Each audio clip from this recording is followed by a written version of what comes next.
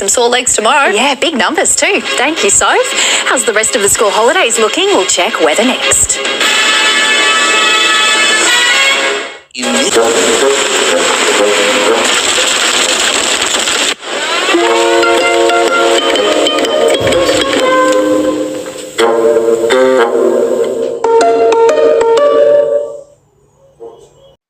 Transform your home into a haven with cool, pure, clean air, creating a world of perfect comfort. Take your home to the next level with the Air Specialists.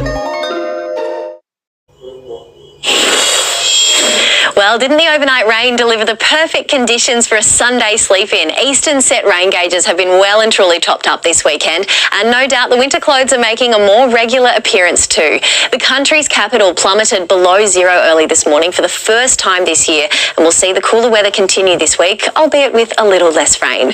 Tonight's weather shot by Charlotte Mikolitsis. There's plenty flowing through Glenrock Conservation Area in Newcastle right now after some pretty decent rain east of the divide in the last few days. In the last 24 hours, that was widespread throughout the southeast corner of the Sunshine State. Parts of the New South Wales coastline also copped some heavy showers here, with some towns registering triple-digit totals, but it's still remarkably dry across the rest of the continent.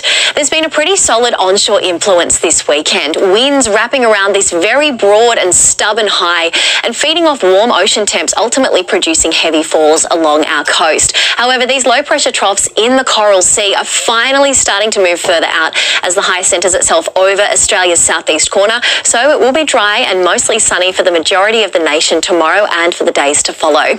Nothing too unusual about tomorrow's top temperatures, fairly typical April weather. High 20s to low 30s throughout the top end, a few degrees cooler further south but with slightly more cloud cover. Showers continuing to ease in Brisbane though, a top of 24 in Sydney down to 14 overnight. A few clouds remaining across the Hunter today, but the rain did ease by around mid-morning, getting up to 22 at Nobby's Head, 24 at Williamtown, 23 the top in Singleton, and 22 throughout the upper Hunter.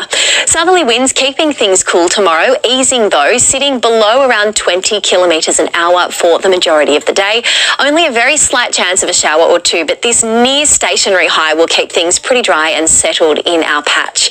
Partly cloudy along the coast for tomorrow with similar daytime temperatures, a top of 24 at Gosford, 24 degrees as well in Newcastle, the odd shower or two possible up at Bulahdelah, 23 degrees the top there. A pretty chilly start inland, dipping close to single-digit overnight lows before reaching maximums of 24 in Cessnock, 23 in Muswellbrook and in Scone. Taking a look at coastal conditions for tomorrow, we have 1 metre seas with a 1.5 metre swell and southeasterly winds off the coast there. High tide around 7:15 in the morning, the low around 1:20 in the afternoon. Sun to rise just after 6 and setting just before 5:30 p.m. A classic autumn day on the menu for Newcastle tomorrow with a top of 24 degrees, up from 16 overnight. It's copycat conditions for the days to follow with fairly dry conditions through to next weekend. Very similar in the Upper Hunter, but you'll feel the cool a little more overnight. Plenty of sunshine throughout the day though, thanks to high pressure, and briefly warming up in Gosford on Wednesday, but cooler conditions after that during the day. And it was pretty chopped up across Newcastle's beaches today. Kite surfers definitely got the pick of the conditions, but it is set to be far less wind affected along the coast tomorrow. However, those strong winds will really start to whip up the coast from around the mid-north coast all the way up to Queensland. So Jane, mostly sunny this week. Oh, you've made the holiday makers happy with that. Thank you, Lauren. That is NBN News for this Sunday night. There will be more news at 9:40, but for now, good night.